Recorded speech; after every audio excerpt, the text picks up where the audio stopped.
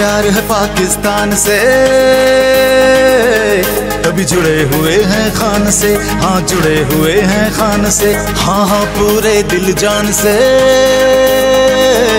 हम जुड़े हुए हैं खान से, हाँ जुड़े हुए हैं खान से। खैबर से और महरान से, पंजाब बलोचिस्तान से, गिलगित से बल्तिस्तान से, कश्मीर वजीरस्तान से, हाँ सारे पाकिस्तान से।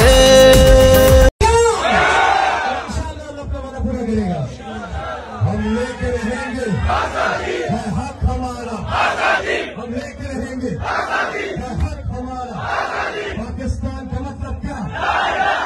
हम आपसे बात करेंगे पाकिस्तान की आन, पाकिस्तान की शान।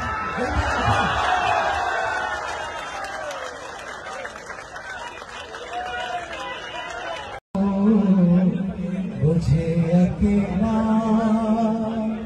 ना समझना।